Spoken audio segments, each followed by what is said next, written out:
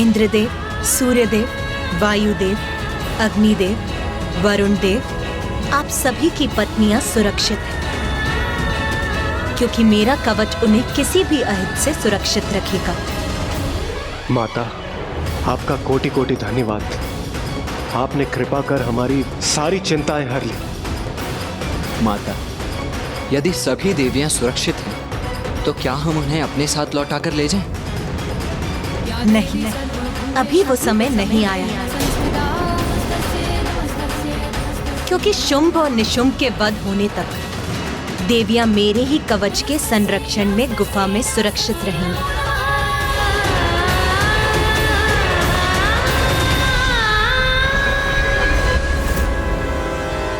देवी कौशिकी को मेरे संरक्षण की आवश्यकता नहीं है।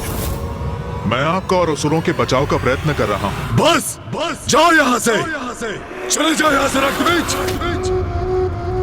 इन्हें समझाने के मेरे सभी प्रयत्न विफल हो गए हैं। अब मेरा यहाँ से निकलने का समय आ गया है। जिस दिवस में असुर महानायक के पद पर स्थापित हुआ था, मैंने समस्त असुर समुदाय को साक्षी मानकर एक प्रण लिया था कि असुर शक्ति को आधार बनाकर संपूर्ण त्रिलोक में अपने असुरों की प्रभु सत्ता स्थापित करूंगा। किंतु तब मुझे यह कहा गया था कि मेरा ही एक अत्यंत शक्तिशाली और महत्वपूर्ण सेनापति मेरी ही सबसे बड़ी दुर्बलता का रूप लेगा। यहाँ और रुककर मैं अपने असुर समुदाय के प्रति अपनी निष्ठा प्रमाणित नहीं कर सकता।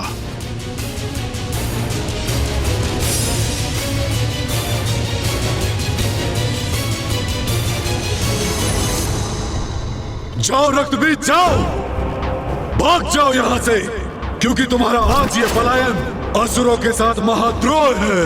किंतु ये तुम्हारा स्वभाव ही है।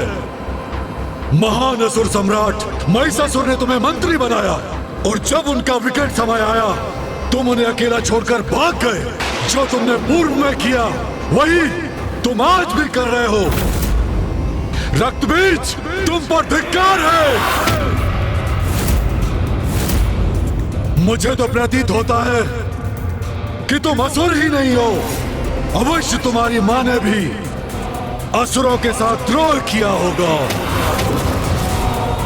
और अपने चरित्र को देवताओं के साथ कलंकित किया होगा, और तुम उस कलंक का परिणाम हो रक्तबीज।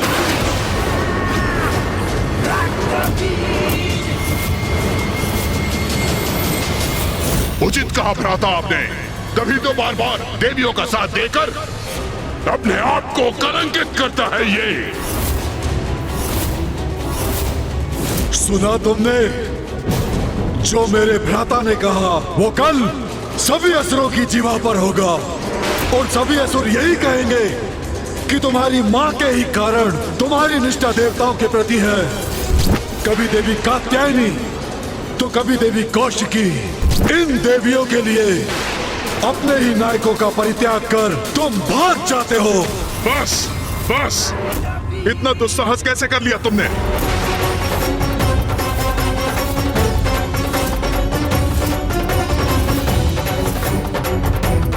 सभी सीमाएं लांघ गए हो तुम।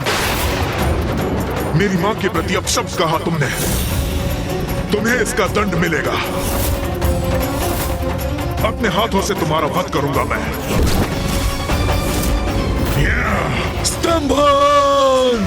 स्तंभन!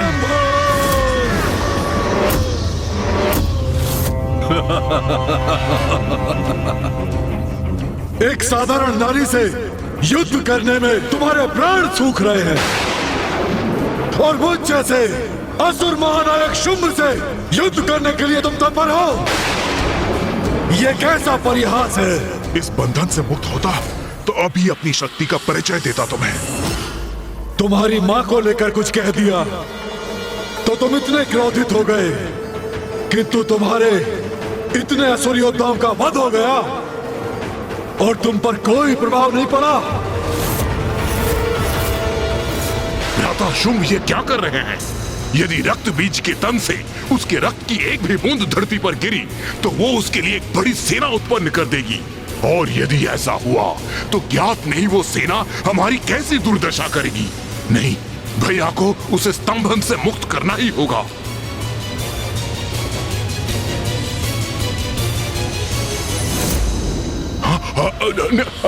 रुकिए भैया, उस स्तंभन से मुक्त कीजिए।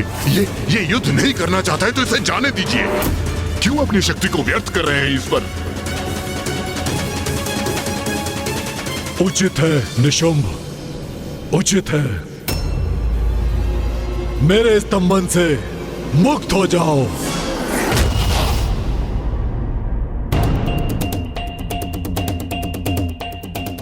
आपके रोकने के पूर्व मैं देवी कौशिकी से युद्ध करने जा रहा था,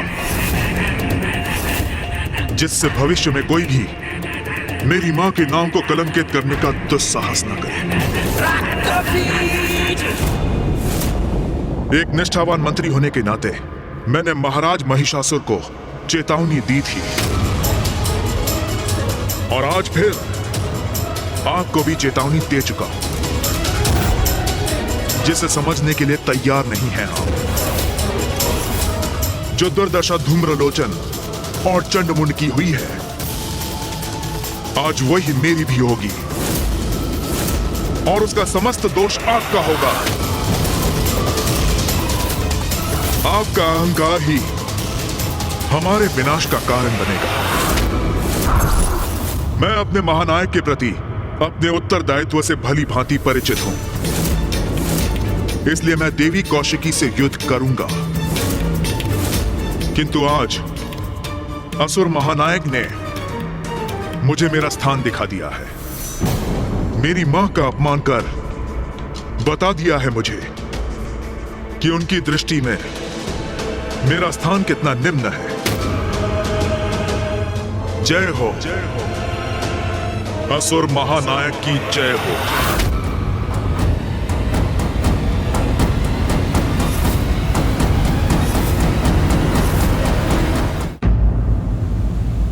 देवगण, आप सभी के यहाँ से प्रस्थान का समय आ गया है।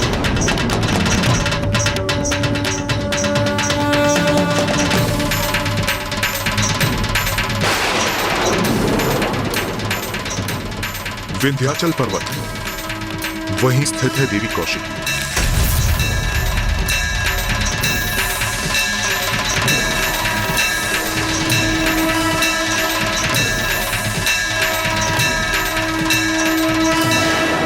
माँ, हमें यहाँ से दूर मत भेजिए। ये सब जो घटित हो रहा है और जो होने वाला है, ये सभी तो आपकी ही लीला है माँ। हमें भी यहाँ रहकर आपकी उसी लीला का प्रत्यक्षदर्शी बनने की अनुमति दीजिए माँ।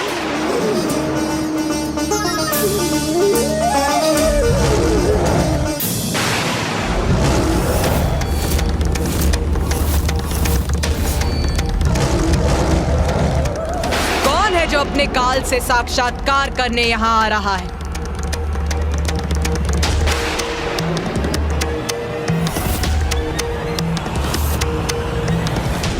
रक्त बीज, रक्त बीज।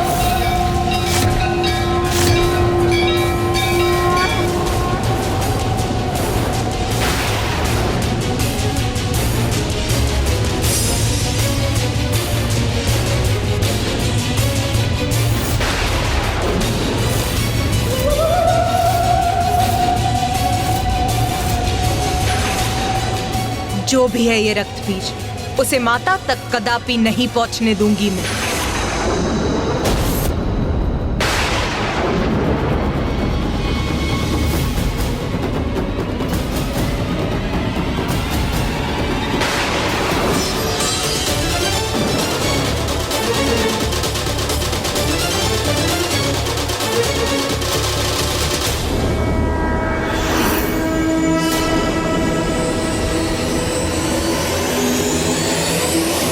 जगत जननी,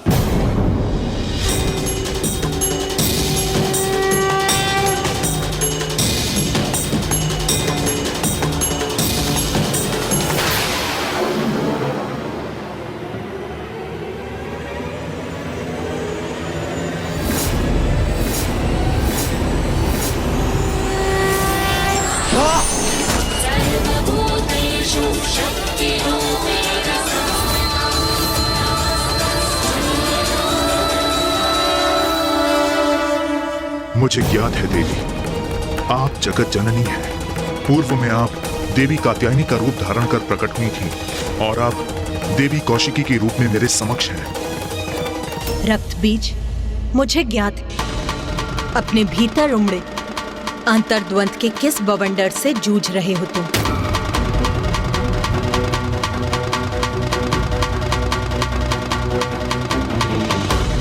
मैं आपसे युद्ध करने के लिए विवश हूं जगत जननी।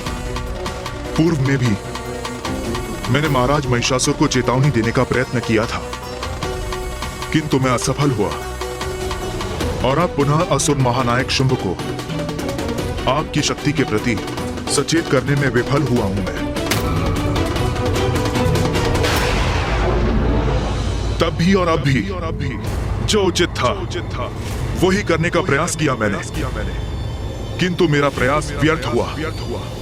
मेरे अपने मुझे द्रोही कहकर दुत्कारने लगे, मेरी मां पे आक्षेप लगाकर उनका अपमान कर रहे हैं। मैं उस कलंक से मुक्ति पाने के लिए असुर महानायक शुंभ के सेनापति के रूप में आपसे युद्ध करने के लिए यहां प्रस्तुत हुआ हूं।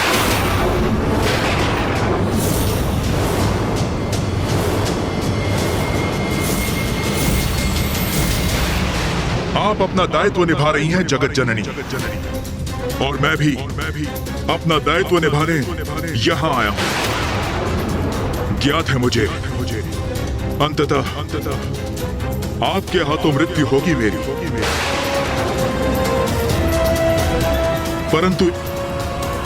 परंतु एक क्षीण सी संभावना मेरे जीवित रहने की भी अवश्य है।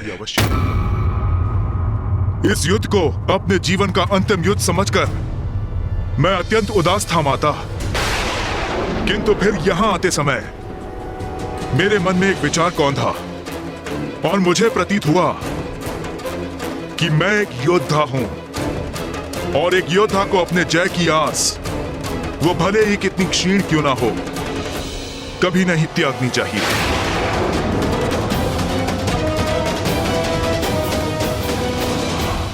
और ये उचित भी है, आप जगत जननी हैं, देवी शक्ति हैं, तो मैं बुराई का साथ देने पर भी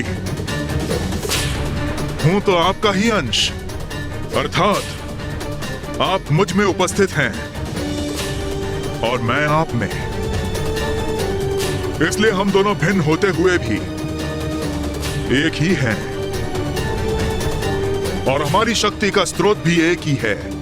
जब शक्ति एक है तो फिर इस युद्ध में जहां आपकी शक्ति सफल हो सकती है तो मेरी क्यों नहीं।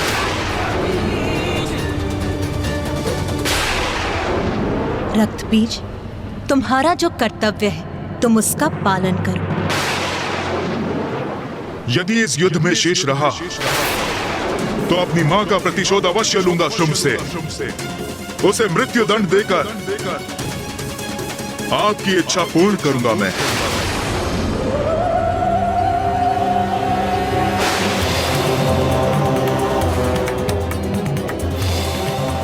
मैं आपसे युद्ध करने के लिए प्रस्तुत हूं माता। आज्ञा दीजिए देवी कौशिकी, वो आपसे युद्ध करने आया है, किंतु उसके पूर्व उसे मुझे पार कर आगे बढ़ना होगा।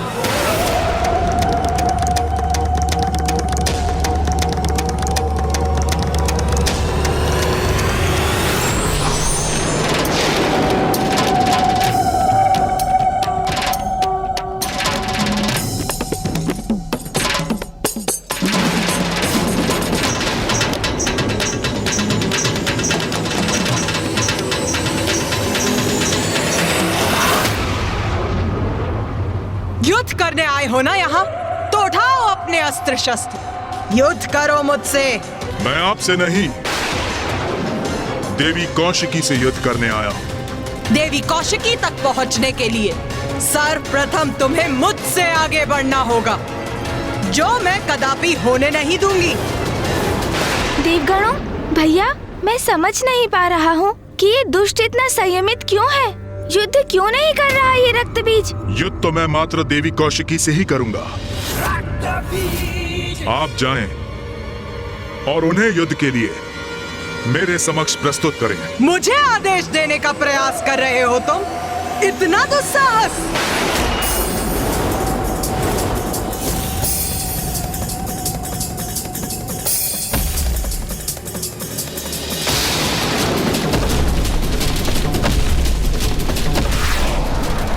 आइए देवी, युद्ध कीजिए मुझसे, यही तो मैं भी चाहता हूं।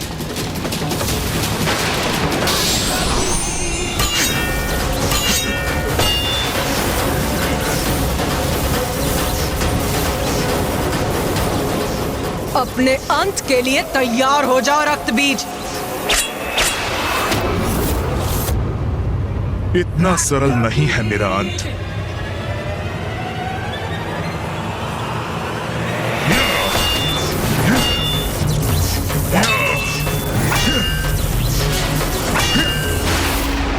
उस स्पर्धा में हमने जिस रक्तबीज को देखा था, ये उससे कितना भिन्न प्रतीत हो रहा है। इसमें आए इस परिवर्तन का क्या कारण हो सकता है? हाँ भैया, उसी का विचार तो मैं भी कर रहा हूँ। अभी तक माता पर एक वार तक नहीं किया है इस असुर ने। बस अपना बचाव। भैया, कोई तो बात है जो हम भूल रहे हैं।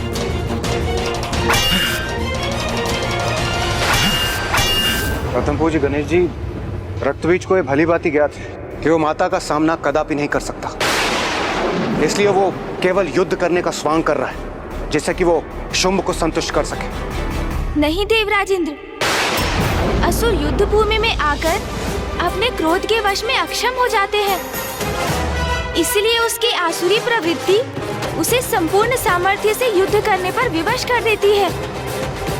किंतु ये तो इतना शांत है, इसके पीछे अवश्य कोई अन्य रहस्य है।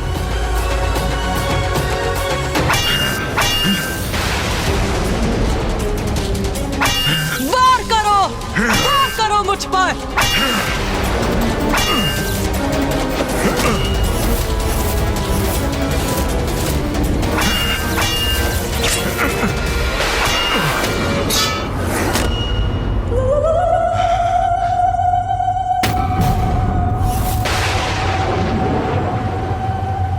निशस्त्र योद्धा पर वार नहीं करती मैं। रक्तबीज, उठाओ अपना शस्त्र।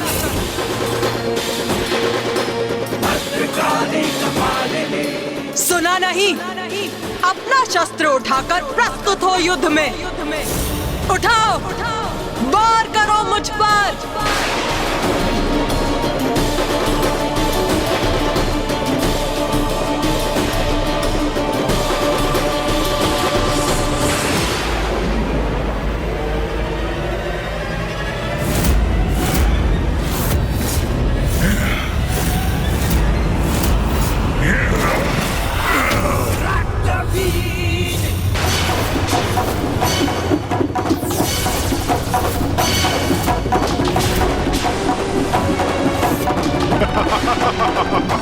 ये क्या किया इस दुष्ट ने?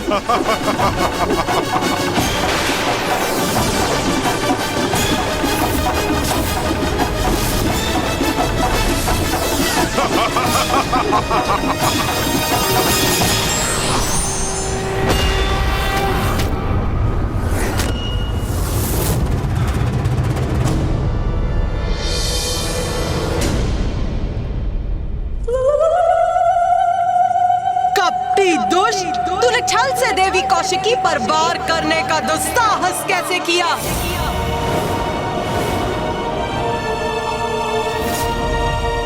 अब तेरा अंत करूंगी मैं। मुझे क्षमा करें जगत जननी, किंतु इस युद्ध में यही रणनीति अपनाने पर विवश हूं मैं।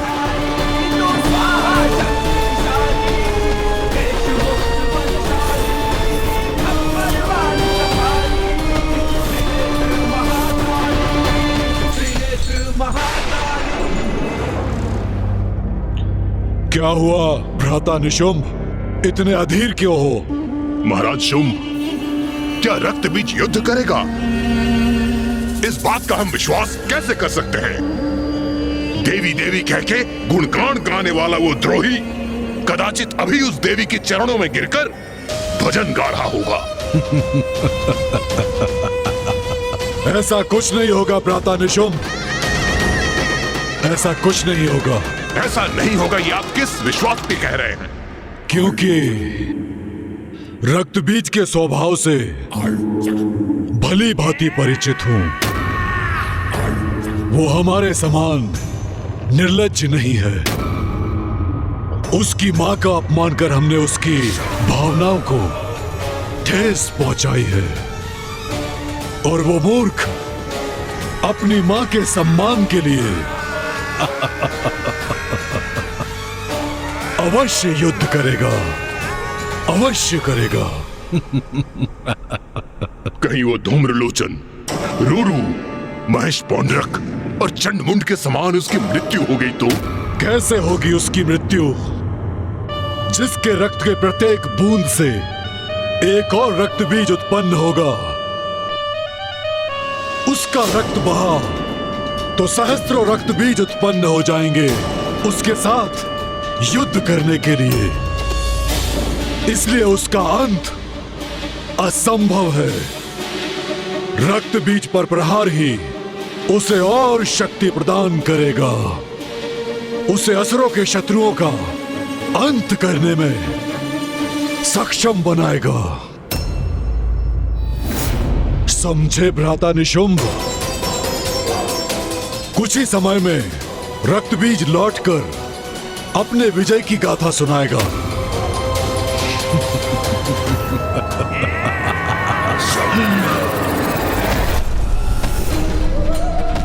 और उग्र प्रहार कीजिए मुझ पर देवी काली।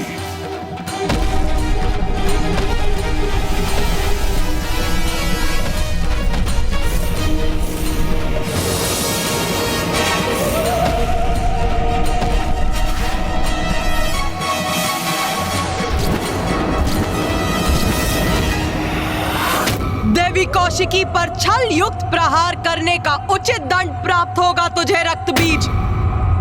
रक्त बीज? भैया, ये तो सर्वनाश होने जा रहा है। गणेश, क्या हुआ? तुम इस प्रकार इस असुर का नाम क्यों ले रहे हो? भैया, ये रक्त बीज तो वही असुर है जिसके रक्त से अनेकों असुर प्रकट होते हैं।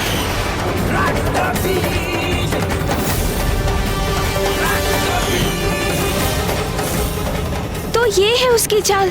वो माता को क्रोधित कर रहा है, जिससे वो उस पर वार करे और उसका रक्त बहे, और जिससे उसके प्रतिरूप उत्पन्न हो और उसकी सहस्त्रों असुरों की सेना प्रकट हो जाए।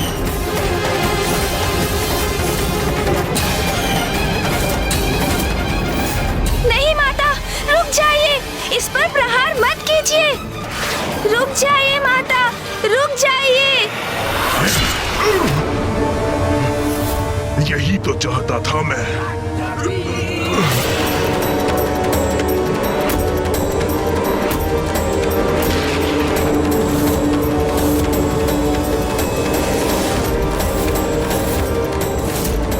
देवी काली, ये कैसा अनर्थ हो गया आपसे?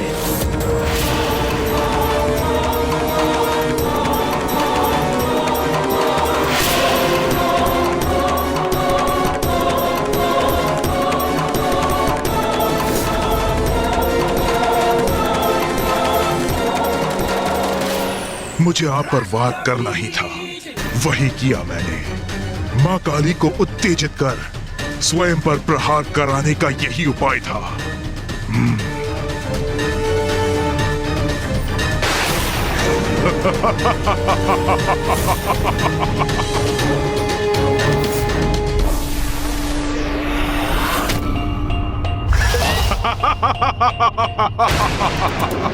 ये है रक्त बीज की शक्ति माता। ये कैसा आभास हो रहा है मुझे?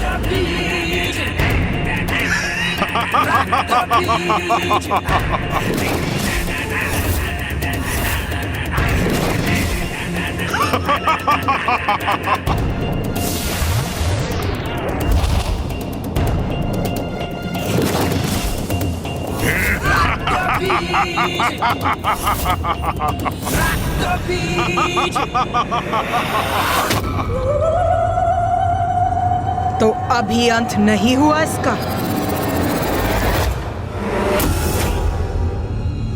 माँ को घेर लिया है रक्त बीज के उन प्रतिरूपों ने। अब माँ इन सहस्त्रों असुरों का अंत कैसे करेंगी?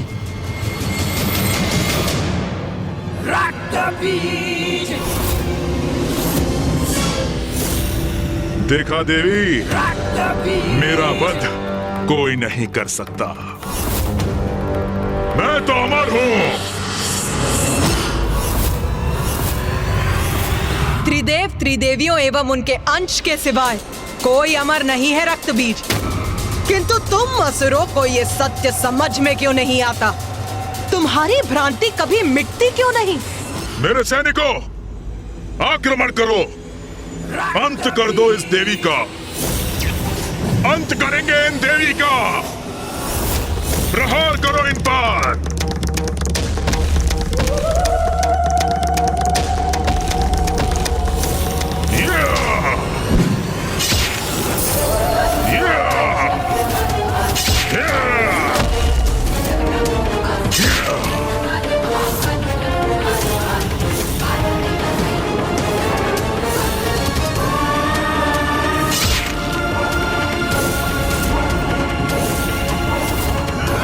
कितनी भी संख्या में प्रस्तुत क्यों ना हो जाओ, किंतु मैं तुम सभी का वध करूंगी।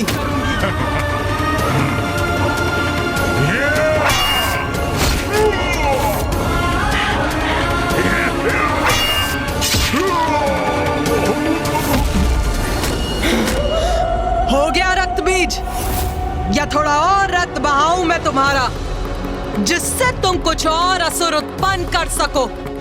उसकी कोई आवश्यकता नहीं पड़ेगी महाकाली, क्योंकि आप तो मेरी सेना के निरंतर उत्पन्न होने का उपाय कर चुकी हैं।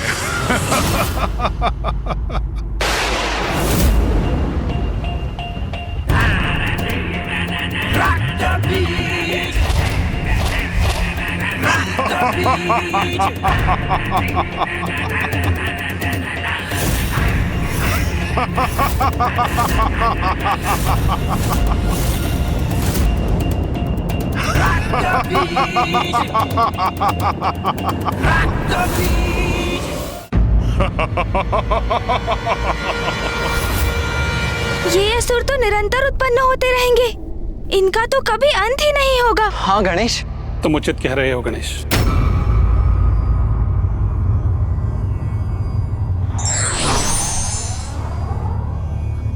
प्रणाम मामाश्री। प्रणाम मामाश्री श्री हरि नारायण।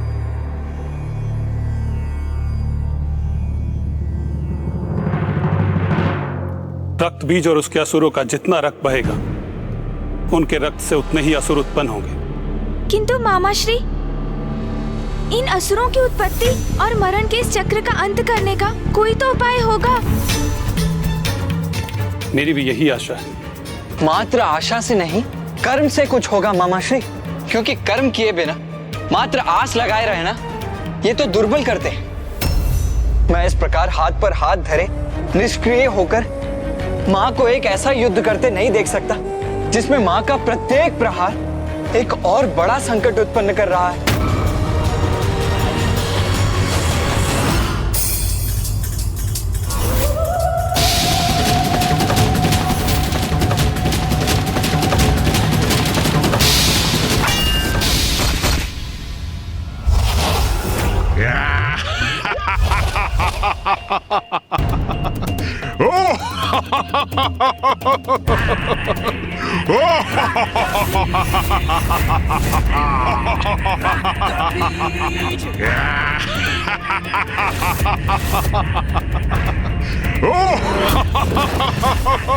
माता, मुझे इन असुरों से युद्ध करने की अनुमति दीजिए।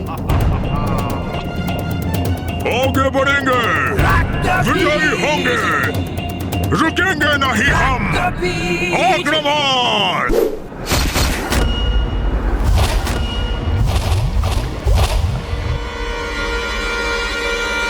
भैया, भैया, इस प्रकार आपको ऊंचे स्वर में रोकने का आशय नहीं था मेरा, किंतु मैं सशंकित हो गया भैया। सशंकित हो गए तुम? क्यों गणेश? कि कहीं आप माँ और इस असुर के मध्य युद्ध में हस्तक्षेप ना कर बैठे। किंतु यही तो उचित कर्म है ना गणेश। यदि माँ के स्थान पर कोई और स्त्री भी होती तो धर्मपरायण योद्धा का धर्म तो उनकी सहायता करना ही होता ना। किंतु भैया वो कोई साधारण स्त्री कहाँ है? ये तो माँ के प्रति आपका स्नेह है, जिसके कारण आप उनकी क्षमता को अनदेखा कर रहे हैं। मैं अनदेखा कर रहा हूँ? क्या अनदेखा कर रहा हूँ मैं गणेश? यही भैया कि आप भी उनके एक भाग ही हैं। वो तो स्वयं संपूर्ण है, तो एक भाग संपूर्णता का सहायक कैसे हो सकता है?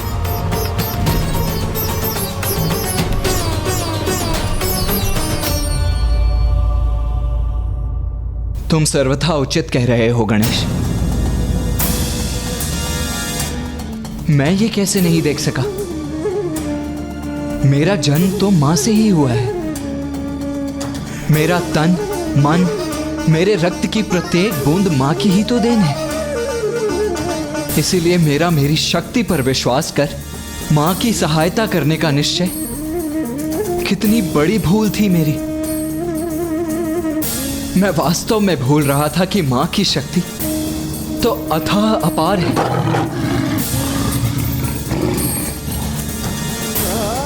जैसे सागर का जल और जल की एक बूंद सागर की सहायता कैसे कर सकती है? मैं अवश्य क्षणिक आवेग में बह गया था गणेश। आप उचित कह रहे हैं भैया। जिस प्रकार हमारे शरीर में स्थित रक्त की प्रत्येक बूंद माँ की ही देन है, उसी प्रकार रक्त बीज की देह का रक्त भी माँ का ही अंश है। उसी रक्त को माँ के विरुद्ध उपयोग करने में आतुर है, बिना ये जाने कि वो रक्त तो माँ से ही उत्पन्न होता है, अंत में माँ में ही समा जाता है। जो शक्ति उसे माँ से ही प्राप्त हुई है, उसका उपयोग माँ के विरुद्ध कर वो कभी युद्ध में विजयी नहीं हो सकता।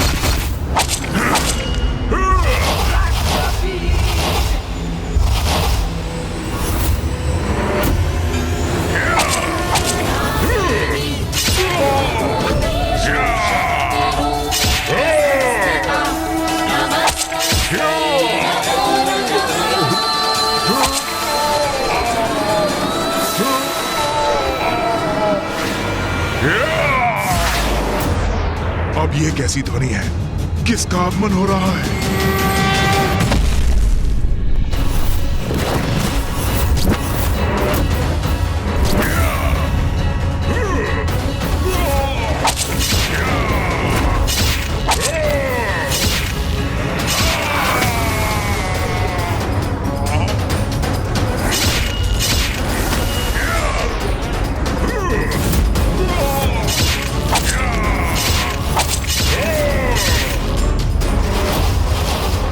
यही तो विशेषता है मेरी। मेरे ऊपर आघात मेरा अंत नहीं करते, मुझे और बलवान बनाते हैं।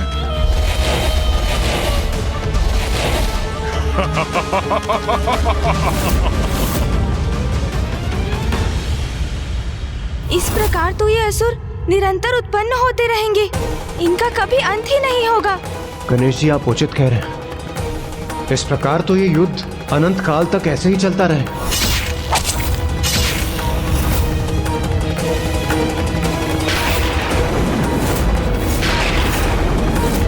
तो फिर माता कैसे रक्त बीज को अपने रक्त से नवीन असुर उत्पन्न करने से रोकेंगी?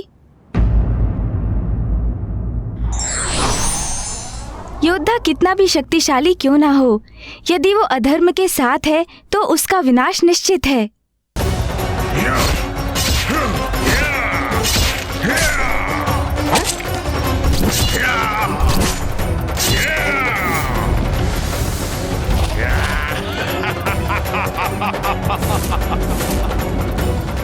इस प्रकार तो ये असुर निरंतर उत्पन्न होते रहेंगे, इनका कभी अंत ही नहीं होगा। माता कैसे करेंगी इनका संहार? योगनियों, योगनियों,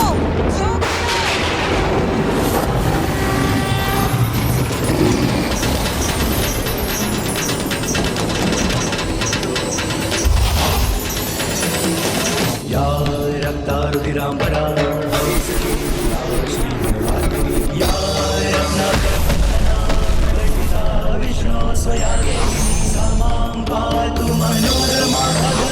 लक्ष्मी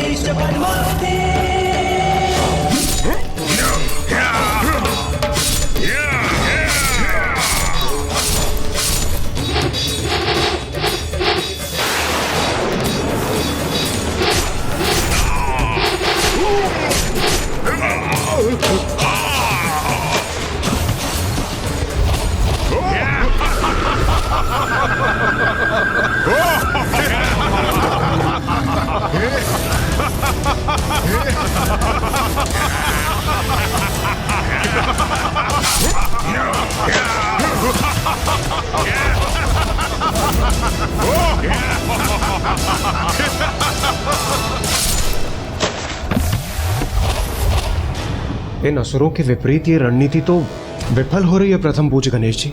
नहीं देवराजेंद्र, मां कभी विफल नहीं हो सकती। इसीलिए आप अपने इन नकारात्मक विचारों को त्याग दीजिए। कुमार कार्तिकेय, आप सर्वथा उचित कह रहे हैं, किंतु जो हमारे समक्ष है उसे कैसे नकार सकते हैं हम? माँ काली, माँ चंडमारी और 64 योगिनी माताएं असुरों का वध कर रही हैं, किंतु उन्हीं से अनेकों असुर और उत्पन्न हो रहे हैं। ये तो ऐसा चक्र प्रतीत हो रहा है जिसका कोई अंत ही ना हो। ऐसा कब तक चलता रहेगा? जब तक रक्त बीज का रक्त शेष रहेगा।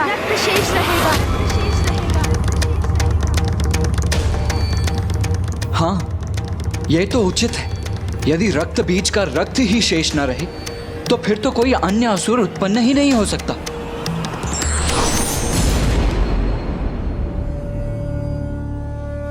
प्रणाम ब्रह्मदेव।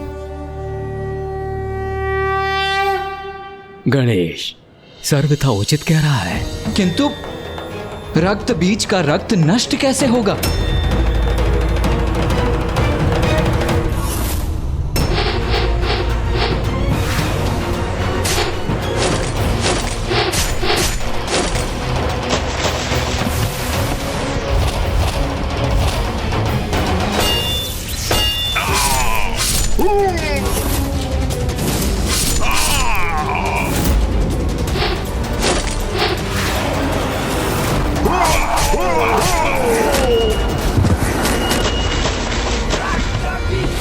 देवी काली, इनका रक्त पान करो, रक्त पान करो, रक्त पान करो, भक्षण करो इनका, भक्षण करो इनका।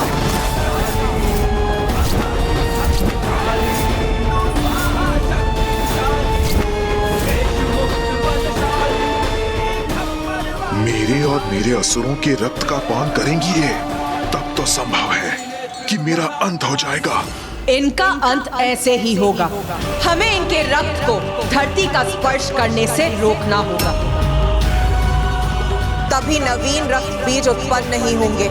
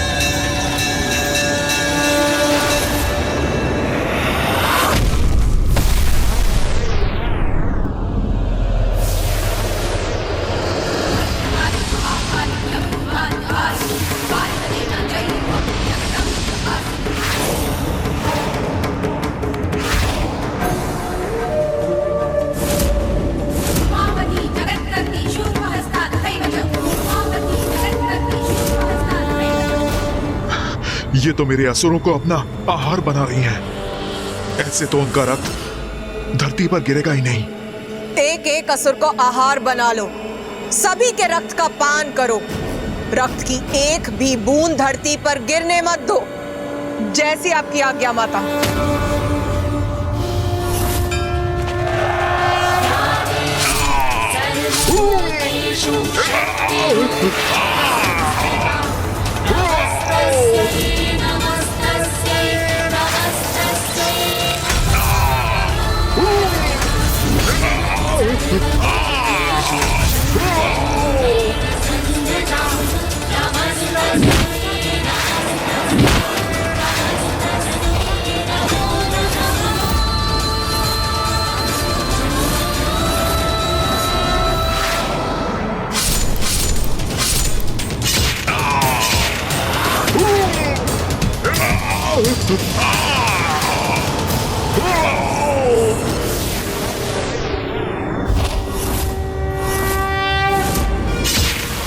इन असुरों का रक्तपान अकेले कैसे करेंगी माँ काली?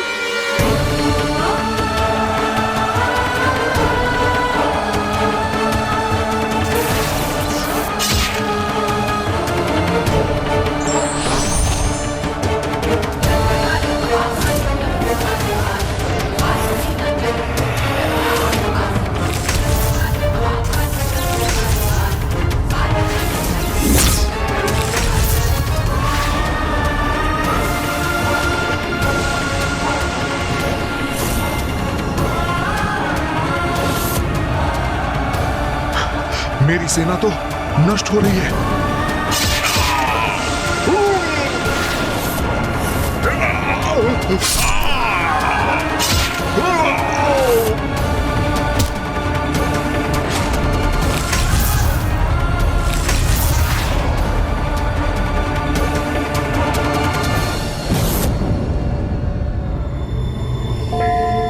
माँ महाकाली तो अपने उग्रतम रूप में है।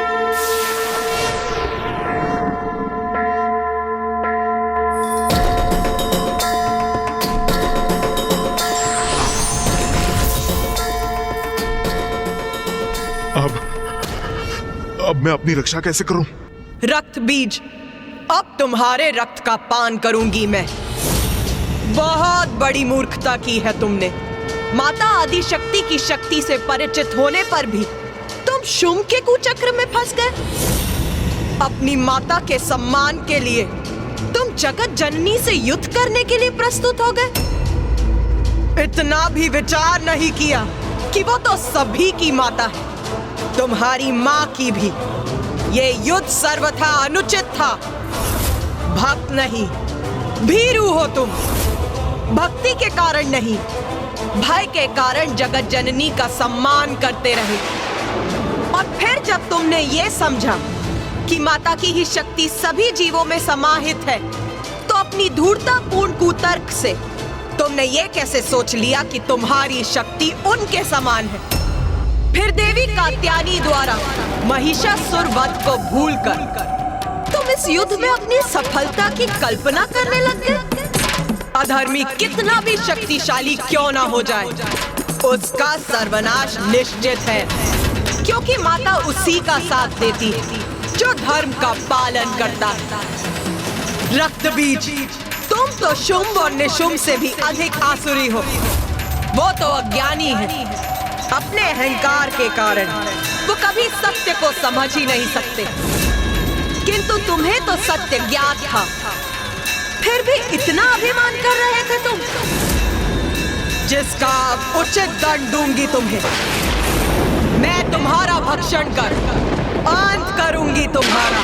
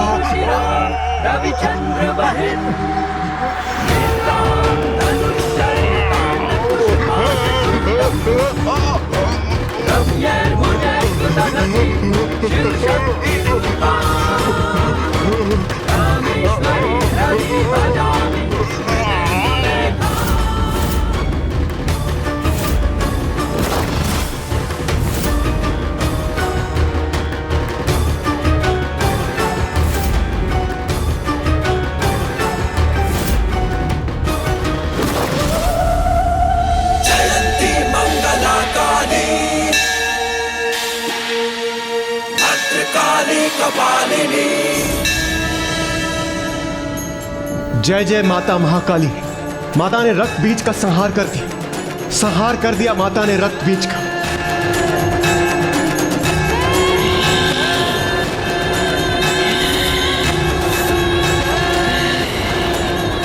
माता ने रक्त बीज का संहार तो कर दिया, किंतु क्या गणेश जी? किंतु माता के क्रोध का अंत अभी नहीं हुआ है।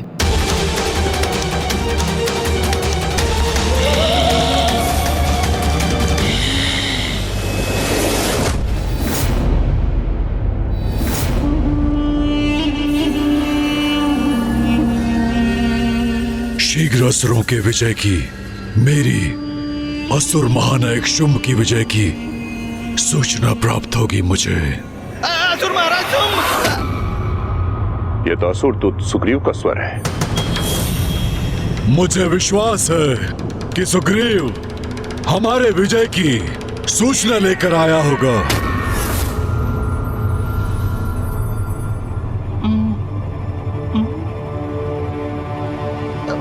महाराज, मुझे अभी ज्ञात हुआ देवी काली ने रक्त बीज और उसके संपूर्ण सेना का अंत कर दिया।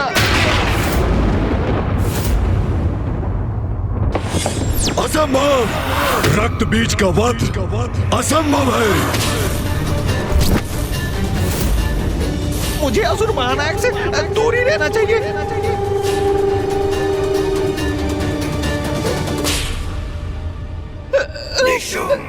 रक्त बीज का अंत कैसे हो सकता है? उसका रक्त बहता है तो अनेक रक्त बीज उत्पन्न होते हैं। उसका रक्त बहे बिना उसका कोई अंत कैसे कर सकता है? उनका रक्त नहीं बहने दिया देवी काली ने। मेरी सूचना के अनुसार उन्होंने उनका और उनकी संपूर्ण सेना का भक्षण कर लिया। भक्षण?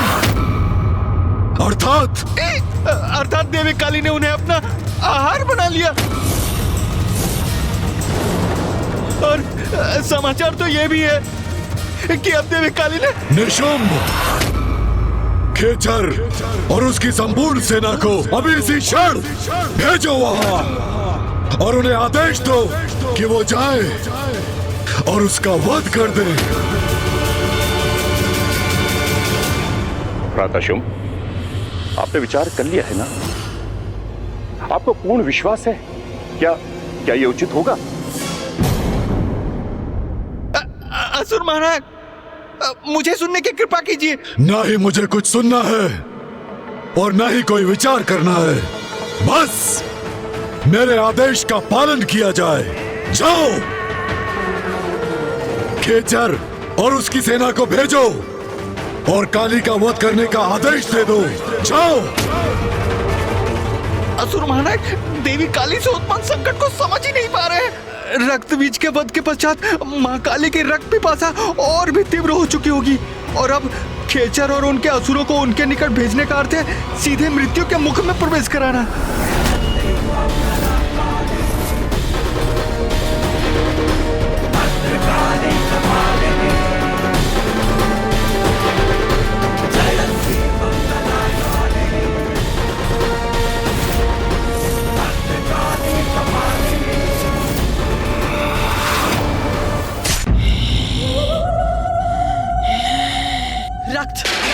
रक्त, मांस, मज्जा, हड्डियां। मुझे रक्त चाहिए, मांस चाहिए मुझे। मेरी पिपासा भी शांत नहीं हुई है। मांस चाहिए मुझे। रक्त, रक्त, रक्त चाहिए मुझे। रक्त चाहिए। रक्त से ही मेरी पिपासा शांत होगी। रक्त दो।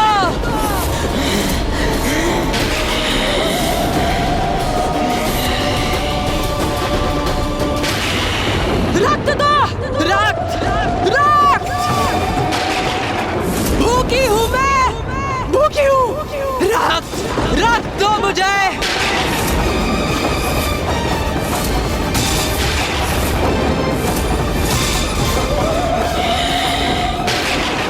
रक्त चाहिए मुझे। रक्त चाहिए। रक्त से ही मेरी पिपासा शांत होगी। रक्त दो। रक्त दो मुझे। रक्त। माता तो और भी उग्र होती जा रही है। हमें उन्हें शांत कराने का प्रयत्न करना चाहिए। रक्त चाहिए मुझे। रक्त चाहिए। हमारी गुहार सुनिए माता। शांत हो जाइए माता, कृपा करके शांत हो जाइए। शांत हो जाइए, शांत हो जाइए माता, कृपा करके शांत हो जाइए माता, शांत हो जाइए। ये उचित है। योगिनी माताएं माँ से अनुरोध कर रही है कि वो शांत हो जाए। उनकी पुकार अवश्य सुनेंगी माता, अवश्य शांत होंगी वो, है ना मामा जी? मैं तुम्हें कैसे बताऊं गणेश, जितना प्रतीत हो रहा है उतना सरल ये है नहीं। रक्त की भूखी काली को शांत करना कभी भी इतना सरल नहीं रहा।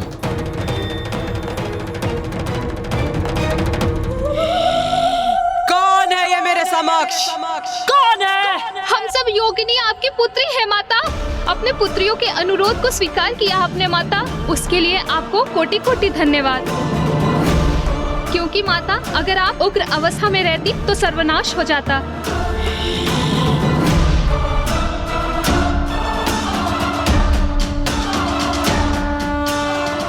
भोजन, मेरा भोजन बनोगी तुम सभी, मेरा आहार बनोगी।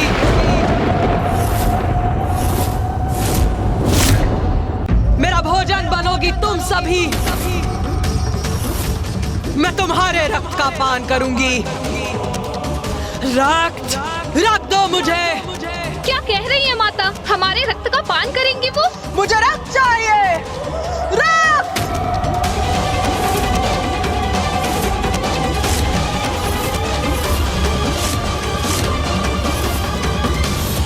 माता का क्रोध, उनकी भूख तो हमें लील जाएगी।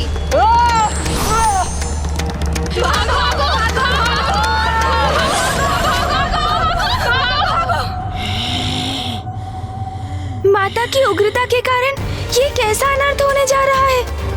हाँ गणेश जी, माता तो अपनी योगिनियों का ही भक्षण कर रही है। रक्त चाहिए, रक्त चाहिए, रक्त चाहिए, रक्त, रक्त, रक्त चाहिए मुझे। सर्वनाश का सूचक है ये। देवी काली की उग्रता शांत नहीं हुई है, अभी तो और बढ़ गई है। रक्त चाहिए, रक्त चाहिए मुझे, रक्त चाहिए। उनकी रक्त पिपासा ने उनकी चेतना को अपने वश में कर लिया है। अब वो मात्र अपनी रक्त पिपासा से ही प्रेरित हैं। रक्त चाहिए, रक्त, और रक्त, रक्त चाहिए। मामा जी, फूफा जी, कुछ कीजिए, अन्यथा माता योगिनी माताओं का भक्षण कर जाएंगी। मैं यहाँ खड़े होकर ये अनर्थ होते हुए नहीं देख सकता। माता मेरा अनुरोध अवश्य सुनेंगी। मेरी प्रार्थना सुन वो अवश्य शांत होंगी। मुझे प्रयास करना चाहिए। गणेश, गणेश कहाँ चला गया?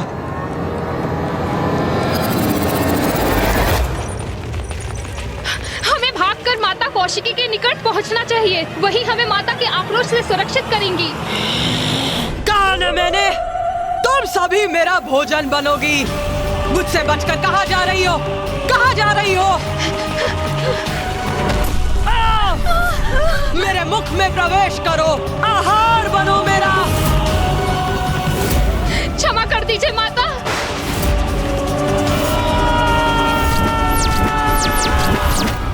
हटो।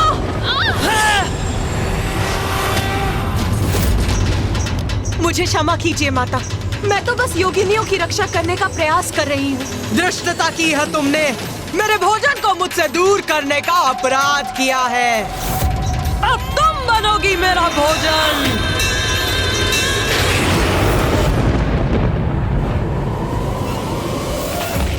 हमारी रक्षा कीजिए माता, हम पे दया कीजिए माता, हमारी रक्षा कीजिए माता, दया कीजिए माता,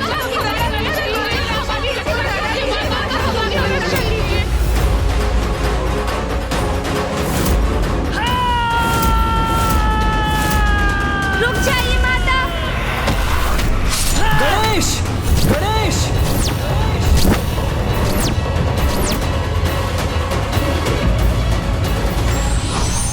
यदि कोई स्वयं से अपना नियंत्रण खो बैठे तो धैर्य से काम लेकर स्थिति को सामान्य बनाने का प्रयत्न करना चाहिए।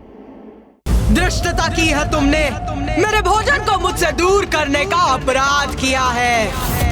अब तुम बनोगी मेरा भोजन।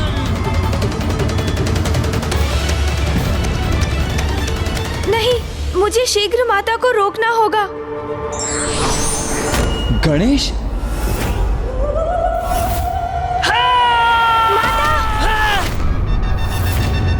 रुक जाइए माता, रुक जाइए।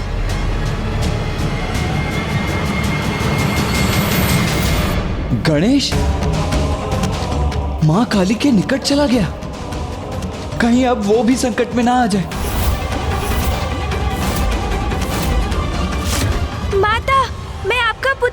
गणेश, आपसे विनती करता हूँ माता, कृपया शांत हो जाइए माता, अन्यथा अनर्थ हो जाएगा। माता आप जाइए।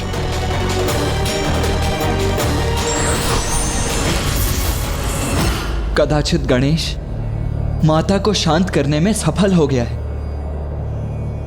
अब सब उचित होगा।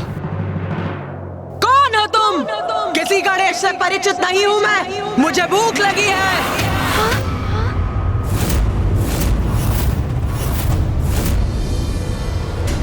अपनी भूख मिटाऊंगी, जो मेरे समक्ष आएगा उसका भक्षण करूंगी मैं, उसका रक्तपान करूंगी मैं।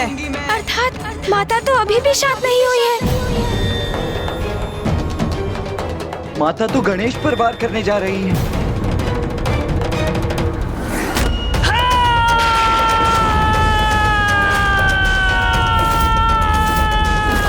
अनुज गणेश!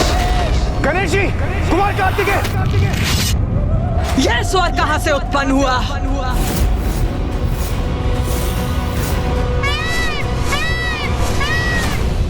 गणेश, ये क्या करने जा रहे थे तुम?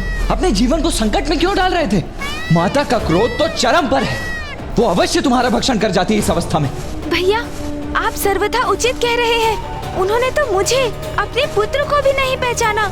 हमें इस संकट का कोई ना कोई समाधान ढूंढना ही होगा भैया, क्योंकि जैसे जैसे माँ का क्रोध बढ़ेगा वो और विनाश का कारण बनेगा। हम पे दया कीजिए माता, हमारी रक्षा कीजिए माता, दया कीजिए माता।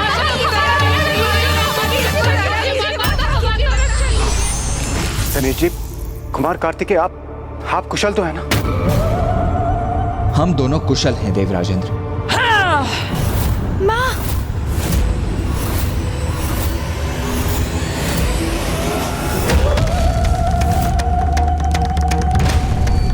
तुम सबका रक्तपान करूंगी मैं, किसी को नहीं छोड़ूंगी। माँ का ध्यान तो हम पर ही है, वो यहीं आ रही है।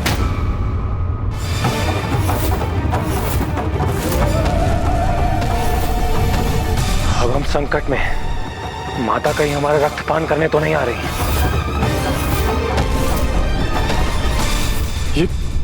ये आपने क्या कर दिया इंद्रदेव? गणेश जी की रक्षा तो कुमार कार्तिकेय ने कर ली, किंतु ऊंचे स्वर में आपने उन्हें पुकार कर आपने माता का ध्यान हमारी ओर आकर्षित कर दिया।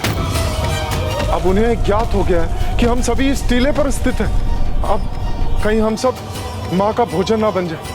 सूर्यदेव, आप उचित कह रहे हैं। अब तो हम सभी संकट में पड़ सकते हैं।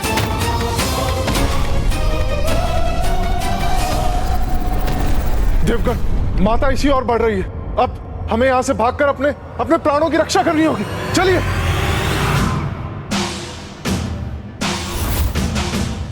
भागिए देवगण, भागकर स्वयं को सुरक्षित कीजिए।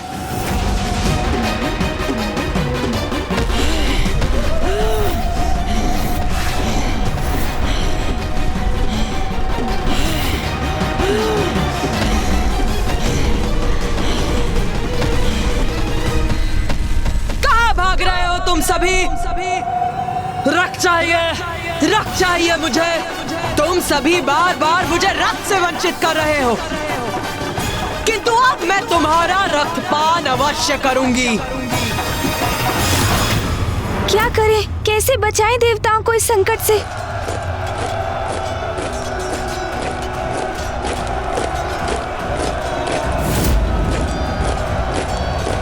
असुरों की पंजाब? भैया, मामा जी, फूफा जी, माता देवताओं का पीछा करेंगी, और यदि मैंने कोई उपाय नहीं किया तो कदाचित उनका आखेट भी कर लेंगी माँ।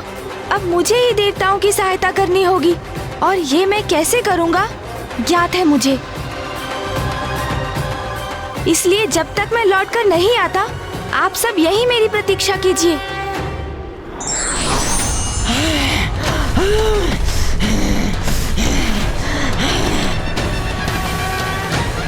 ठहरिए देवगणों, आप सभी विपरीत दिशा में भाग रहे हैं। यदि अपने प्राणों की रक्षा चाहते हैं तो दिशा परिवर्तन कीजिए।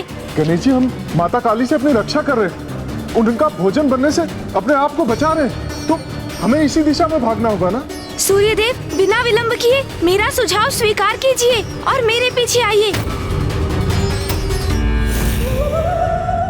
गणेश जी, उस दिशा में जाना हमारे लिए आत्मघात के समान होगा।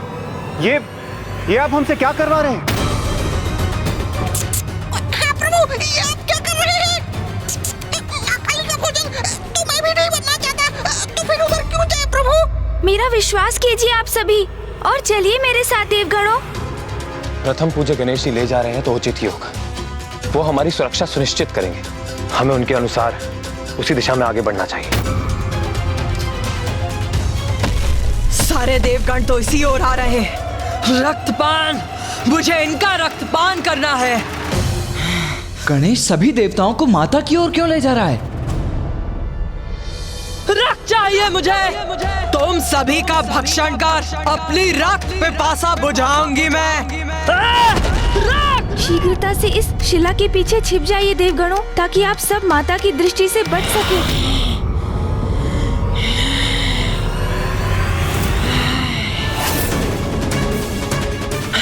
कहाँ गए सब? कहाँ गए? मेरा रोष और मत बढ़ाओ। रक्त चाहिए मुझे, रक्त। अंत करेंगे सभी का। अंत करो सभी का। असुरों की विजय होगी। विजय होगी।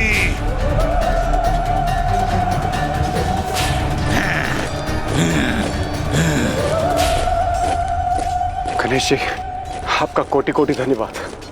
हमारी रक्षा के लिए क्या अद्भुत युक्ति लगाई आपने। हाँ देवराज, मैंने इस असुर सेना के आगमन की ध्वनि सुनी थी। माँ के क्रोध से रक्षित होने के लिए उनका ध्यान हम देवताओं से हटाकर उन असुरों की ओर आकृष्ट करवाना आवश्यक था देवराज। अब चलिए शेष देवताओं के समक्ष चलते हैं।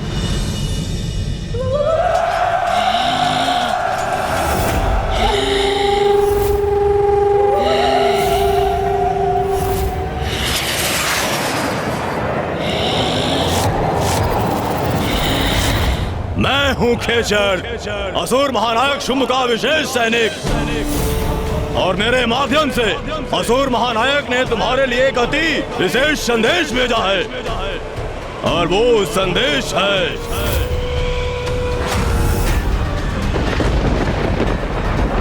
नारी तो रुदन करते बिलखती दिखाई देती ही भाती है, इसलिए मैं तुम्हें रुदन करवाने आया हूँ। आक्रमण!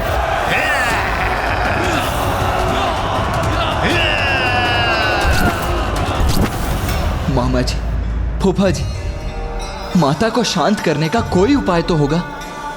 भैया, माता की क्रोधाग्नि को केवल एक वही है जो शांत कर सकते हैं, और वो है पिताश्री।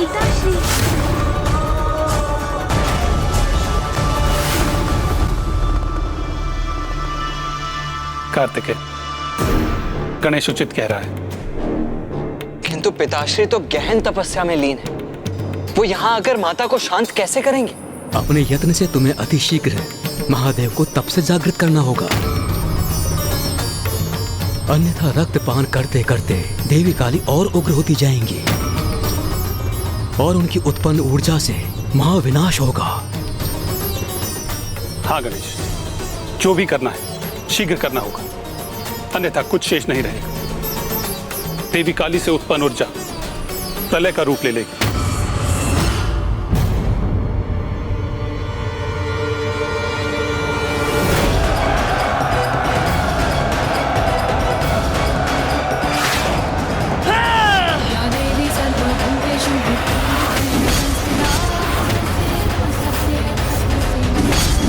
अपने एक ही बार से इसने हमारे सभी शस्त्र नष्ट कर दिए, किंतु अब मैं इसे नष्ट करूंगा। आक्रमण! आओ असुरो, आओ! उचित समय पर शुंभ ने भेजा है तुम्हें मेरे निकट। भूखी हूं मैं, रक्त पान करूंगी तुम्हारा और बुझाऊंगी अपनी रक्त पिपासा। भूखी हूं मैं, आओ!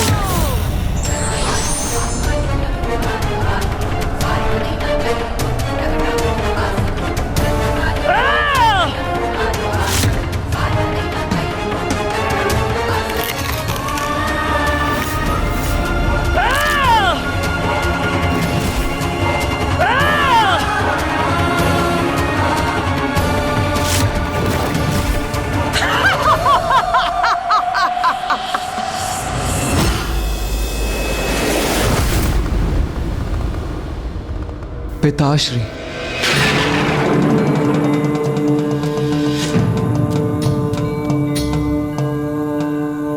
पिताश्री। भैया, हमें जो भी करना है बहुत सावधानी से करना होगा। किस सावधानी की बात कर रहे हो तुम गणेश? अब सावधान रहने के लिए हमारे पास समय ही कहाँ है? मुझे भी ज्ञात है भैया, किंतु हम पिताश्री को ऐसे ही अचानक उनके इस गहन ध्यान से नहीं निकाल सकते। उसके प्रति तो हमें सावधान रहना ही होगा, क्योंकि पिताश्री का क्रोध भी कम नहीं। यदि अपने ध्यान में बाधा पड़ने के कारण वो क्रोधित हुए तो?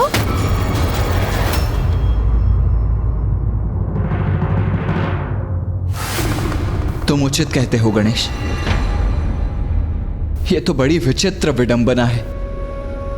वहां माता महाकाली की भूख प्रलय की स्थिति उत्पन्न कर रही है और यहाँ पिताश्री की क्रोधाग्नि संपूर्ण विनाश का कारण बन सकती है। किंतु गणेश जी, कुमार कार्तिकेय, इसी कारण हमें महादेव को उनके ध्यान से बाहर लाना अति आवश्यक है। और यदि आप दोनों ऐसा करने में असमर्थ रहे तो ये कार्य और कौन करेगा?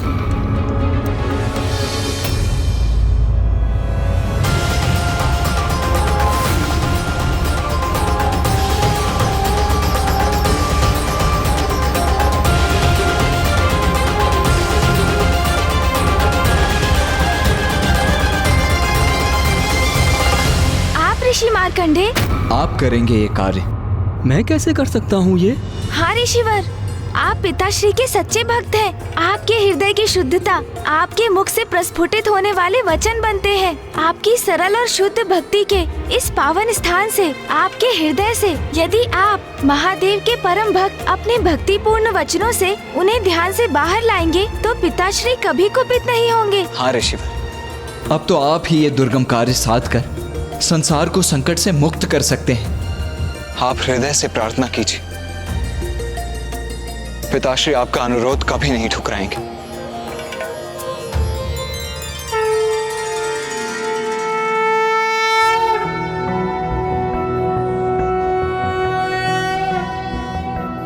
नागेंद्रहाराय त्रिलोचनाय भस्मांगरागाय महेश्वराय नित्याय शुद्धाय दिगंबराय तस्मै नकाराय नमः शिवाय। मंदाकिनी सलिल चंदन चर्चिताय नंदीश्वर प्रमथनाथ महेश्वराय मंदार पुष्प बहु पुष्प सुपूजिताय तस्मै मकाराय नमः शिवाय।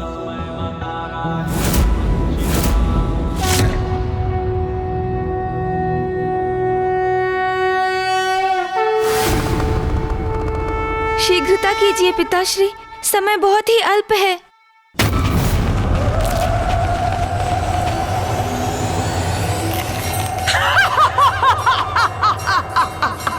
अब आनंद आ रहा है मुझे, रक्त प्राप्त हो रहा है मुझे।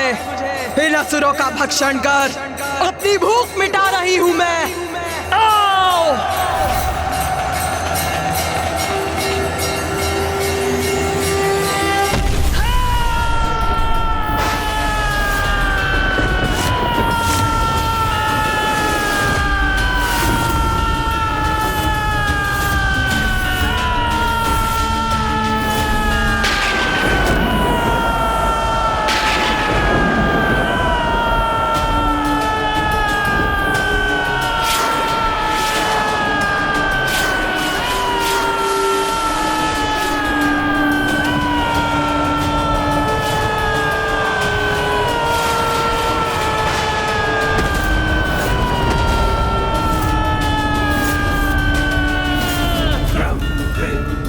ब्रह्मदेव, प्रलय के लक्षण तो अभी भी प्रस्तुत हो रहे हैं। यदि महादेव ने शीघ्र कुछ नहीं किया तो अनर्थ हो जाएगा।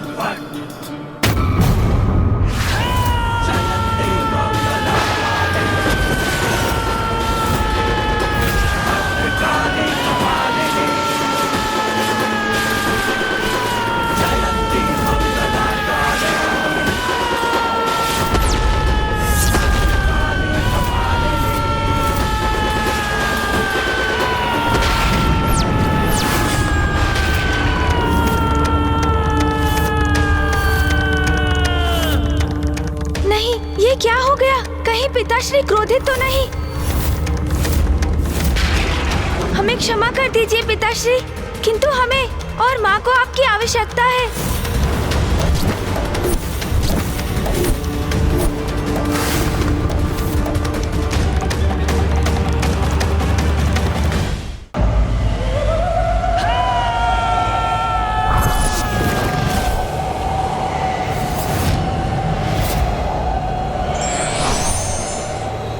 अब एक शेष है, इसको भी अपना आहार बनाऊंगी मैं।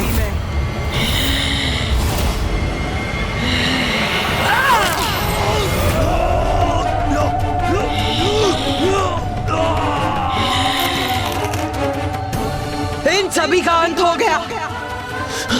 कि तू और रक्त चाहिए मुझे, और रक्त चाहिए मुझे। अभी भी बहुत भूखी हूं मैं, बहुत भूखी हूं मैं। रक्त, रक्त दो मुझे।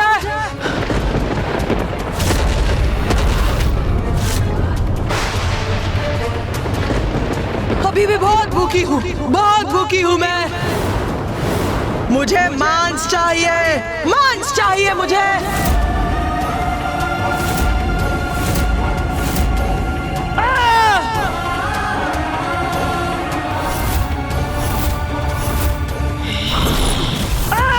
रक्त चाहिए, रक्त चाहिए मुझे। उमा, उमा,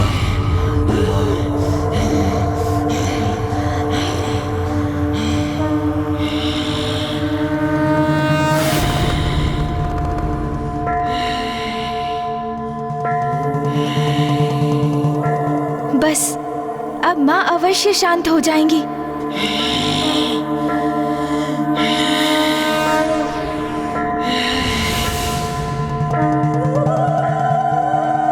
उमा, शांत हो जाइए प्रिय। रक्तांबुजवासिनी विलसिनी चंडांशु तेजस्विनी या रक्तारुधिरांबरा हरे सखी या श्री मनोराधा।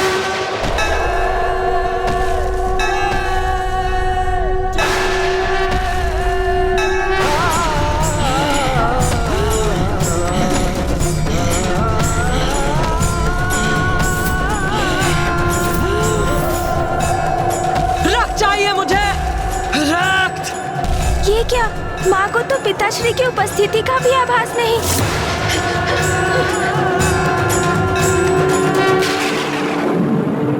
देवी काली तो योगिनियों पर आक्रमण करने जा रही है।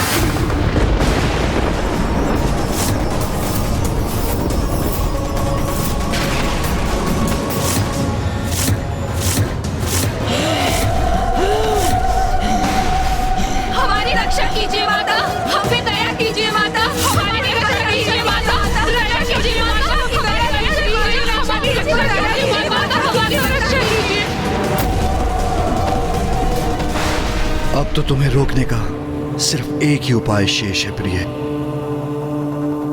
माँ की ऐसी प्रचंड मनोदशा में पिताश्री भी कैसे रोकेंगे उन्हें? अब क्या करेंगे पिताश्री?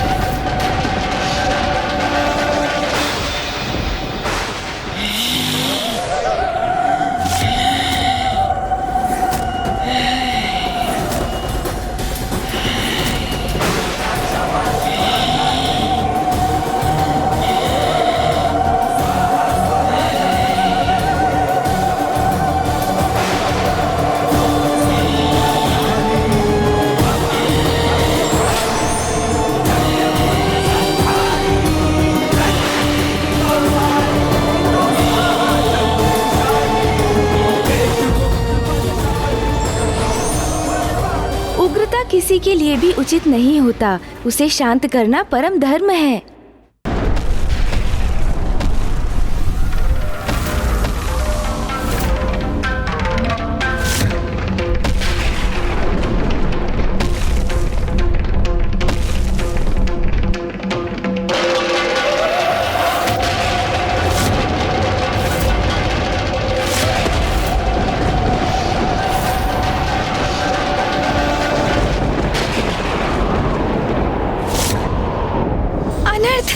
कैसा घोर अनर्थ हो गया ये। माता ने अपने आवेश में पिताश्री के वक्ष पर ही पांव रख दिया। ये कैसी भूल, कैसा अपराध हो गया हमसे। पिताश्री माँ के क्रोध से आहत हो, ये तो हमारा आशय कदापि नहीं था। केवल पिताश्री ही माँ के आवेश को शांत कर सकते हैं, इसीलिए हमने उनसे यहाँ आने का अनुरोध किया। किंतु ये तो उसके विपरीत ही हो गया है। नहीं पुत्र गणेश, नहीं कार्तिकेय, कुछ भी विपरीत नहीं हुआ है। जो हुआ है उचित हुआ है। देखो गणेश, तुम्हारी युक्ति सार्थक रही।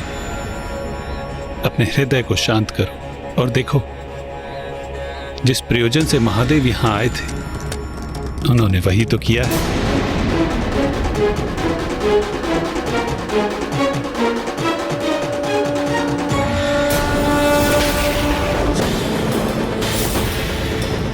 मुझे ऐसा क्यों आभास हो रहा, जैसे मुझसे कुछ अनुचित हो गया।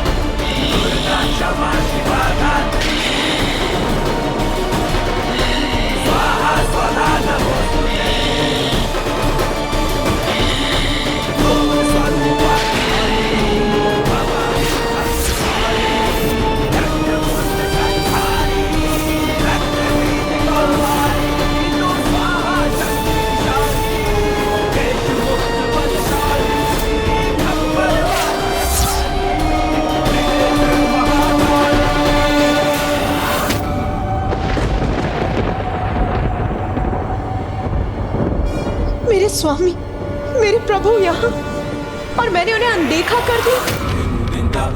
ये कैसा अनर्थ हो गया मुझसे। मेरे स्वामी, मेरे प्रभु पर ही अपना पांव धर दिया मैंने। ये अपराध मुझसे कैसे हो गया।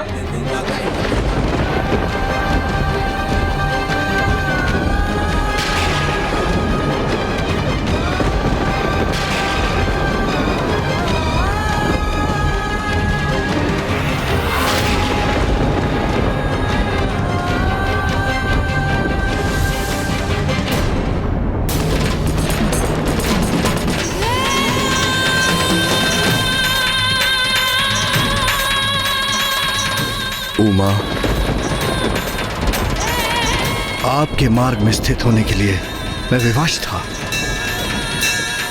आपको शांत करने के लिए मेरे पास कोई और उपाय नहीं था।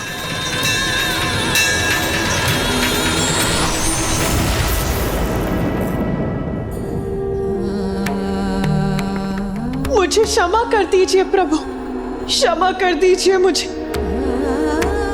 आपको क्षमा मांगने की कोई आवश्यकता नहीं है प्रिय। ये मत भूलिए प्रिय कि शिव और शक्ति तो एक दूसरे से भिन्न है ही नहीं। जैसे सूर्य से उसका प्रकाश, अग्नि से उसका ताप, हम तो समस्त संसार में संयुक्त रूप से व्याप्त रहते हैं, एक दूसरे के पूरक हैं। जब आप उग्र होती हैं तो मैं आपको शांत करता हूं, और जब मैं उग्र होता हूं तो आप मुझे शांत करने का कर्तव्य निभाती हैं। हमारे मध्य किसी प्रकार के दंभ और अपराध बोध का कोई स्थान नहीं है प्रिय। अज्ञानी है वो जो पुरुष को नारी से अधिक महत्व देते हैं। और आज की घटना के बाद ये सब उन सब के लिए बहुत बड़ी सीख है। सत्य तो यही है कि नारी की शक्ति से रहित पुरुष शक्तिहीन है। नारी जब भी अन्याय के विरुद्ध खड़ी होती है तो उसका क्रोध प्रलय भी ला सकता है। तब पुरुष को अपना अहम त्याग कर यदि आवश्यकता हो तो उनके समक्ष नतमस्तक होकर उनके क्रोध को शांत करना चाहिए।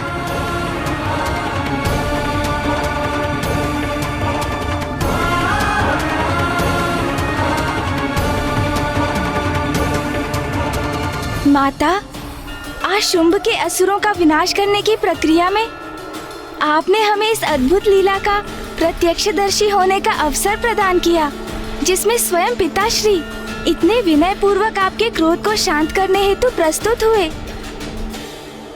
हम कृतार्थ हुए माँ।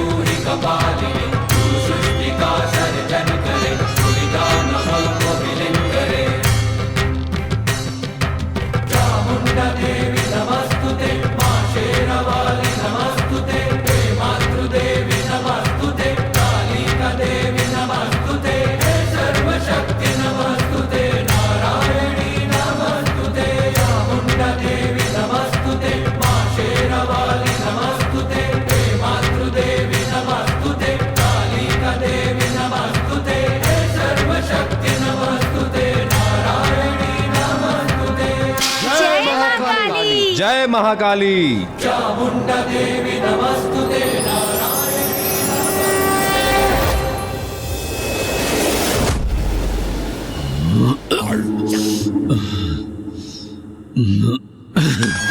स्वर्गाधिपति शुंभ का मुकुट कोई नहीं छीन सकता। धूम्रलोचन का अंत हो गया। मेरे चंडमुंड भी शेष नहीं रहे। रक्त बीज का भी वध हो गया। मेरे इन महान योद्धा सेनापतियों का वध किसने किया? किसने किया? किसने किया ये सब कुछ? उस एक तुच्छ नारी ने।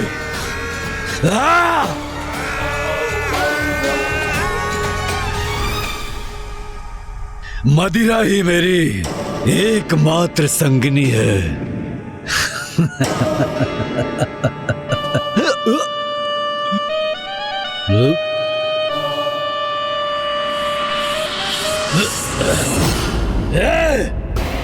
कौन है वहां? मुझे प्रकाश पीड़ा पहुंचाकर अशांत करने का दुस्साहस कर रहा है। मैं हूं असुर महानायक, आपका भ्राता,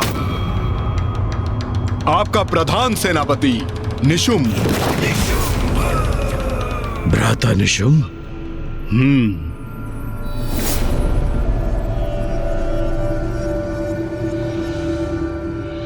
और मैं अभी भी जीवित हूं भ्राता शुंभ।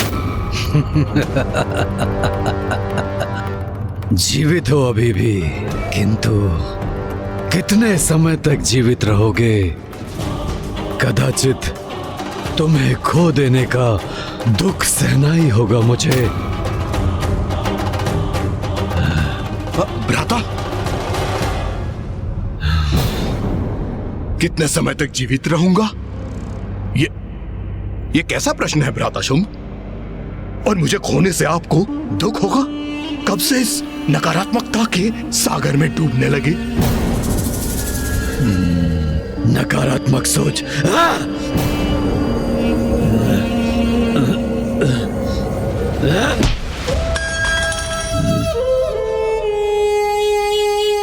स्मरण है भ्राता शुंभ?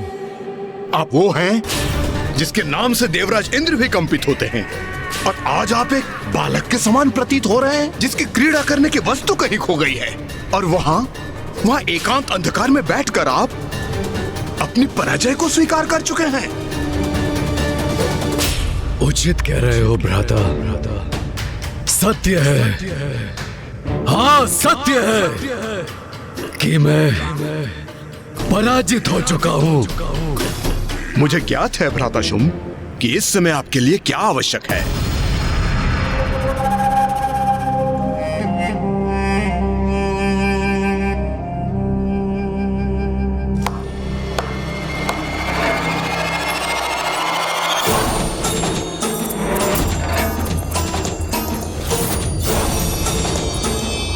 ये सेविकाएं क्यों आ रही हैं यहाँ?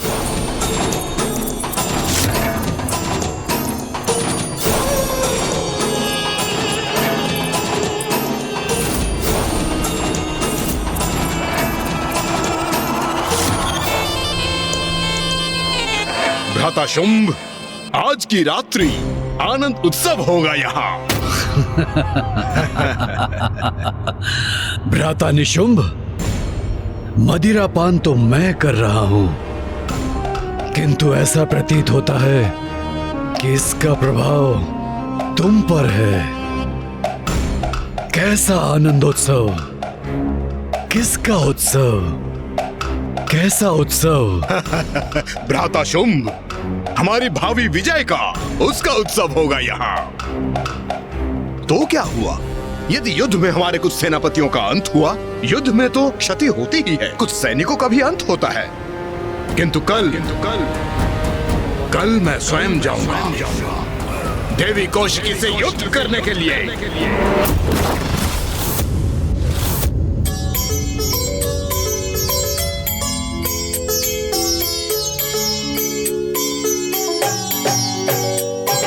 जग जननी जय जय, माँ जग जननी जय जय।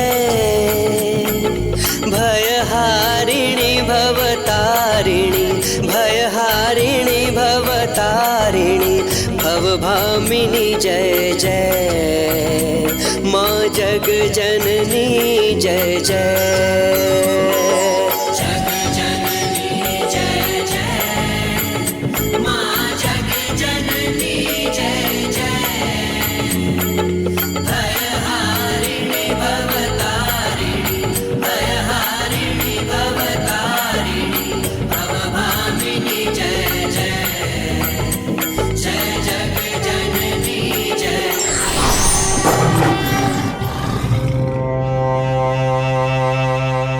नहीं भ्राता निशुंभ, मैं तुम्हें स्वयं को संकट में डालने की अनुमति नहीं दूंगा।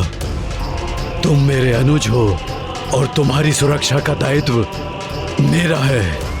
इसलिए यदि कल कोई युद्ध करेगा तो वो मैं करूंगा, मैं। भ्राता शुंभ, आप मुझे सुख से वंचित मत कीजिए। मैं आपके लिए इस युद्ध में विजय प्राप्त करना चाहता हूँ। असुराधिपति शुंभ के विजय के लिए उस देवी से युद्ध करना चाहता हूँ। कदाचित आपको अनुमान भी नहीं होगा कि उस दुष्ट को पराजित करके अपने इस हाथों से उसे खींच के लाने के लिए कितना व्यग्र हूँ मैं। क्या ये संभव है? क्या वास्तव में निशुंभ उस देवी कौशिकी को बंदी बनाकर यहाँ ला सकता है? भ्राता शुंभ, शंका रहित होकर आप इस आनंद उत्सव में लीन हो जाइए, क्योंकि आज सभी अत्यंत उत्तम भोजन, मदिरा, वस्त्र, आभूषण आपके लिए एकत्रित की है। हाँ, कदाचित यही उचित है। तो कहिए भ्राता शुंभ कि आज अपने भ्राता के साथ विजय उत्सव का आनंद लेंगे। तुम्हारे विश्वास ने मेरी निराशा को दूर कर दिया है भ्राता निशुंभ। आज की रात्रि उत्सव होगा, हमारी विजय का उत्सव होगा। तो लीजिए भ्राता, आपके लिए मैं सर्वश्रेष्ठ उपहार प्रस्तुत करता हूँ। आज होगा आनंद और कल होगी हमारी विजय।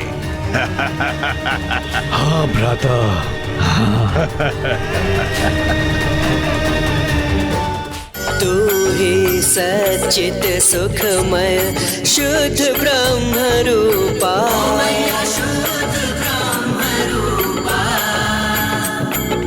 सत्य सनातन सुंदर, पर शिव सुर भोपाल। जय जग जननी जय जय।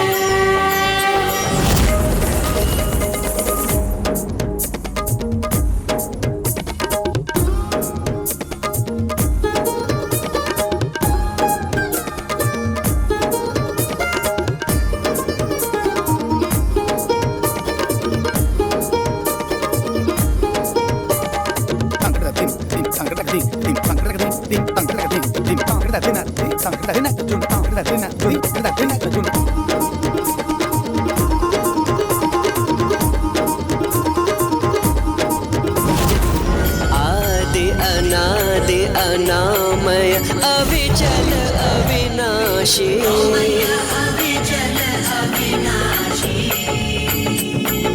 अमल अनंत अगोचर,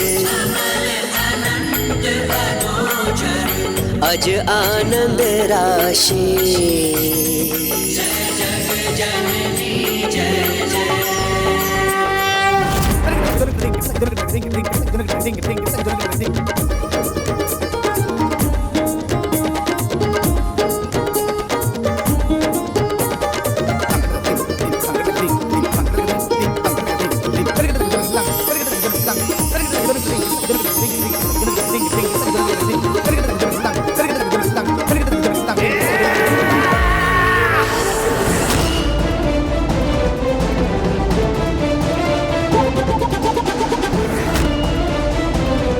आनंद आ रहा है, अति आनंद आ रहा है।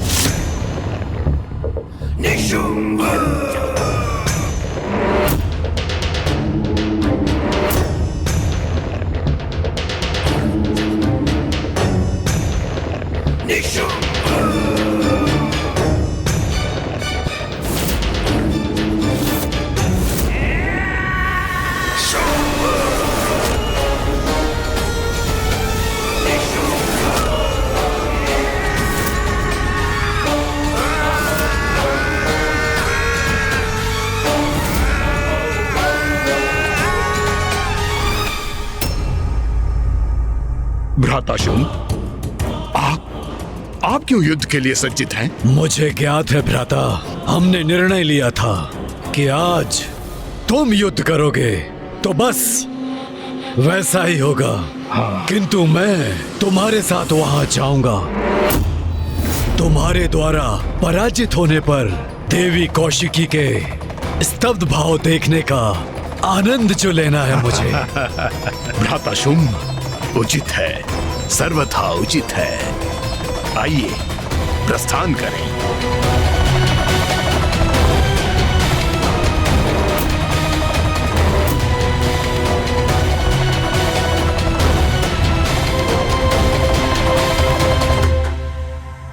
वो रहा, वही है विंध्याचल पर्वत।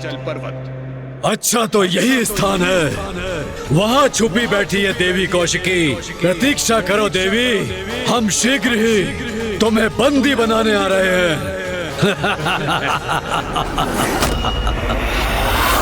शुंभ शुंभ निशुंभ निशुंभ। अंततः ये दो असुर मृत्यु के मुख पर जाने के लिए स्वयं चले ही आए।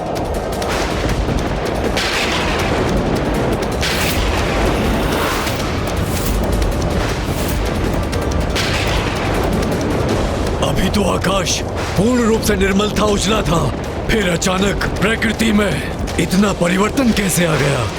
ये काले मेघ कैसे उत्पन्न हो गए?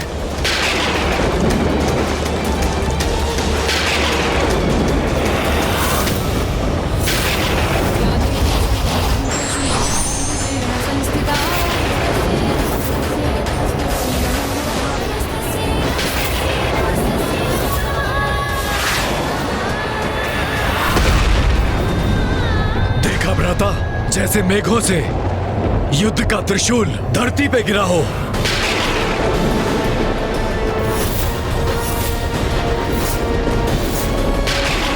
ये काले मेघ, ये भयंकर गर्जना, उसके साथ ये भीषण विद्युत प्रवाह, ये अचानक से कैसे उत्पन्न हो गए?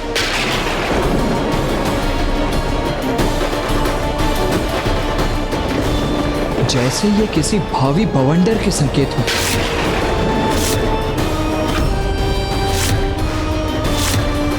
अब एक निर्णायक युद्ध के आरंभ होने का समय आ चुका है, किंतु वो युद्ध इस भयंकर बवंडर से सहस्त्रों गुना अधिक घातक और महाविनाशकारी होने वाला है।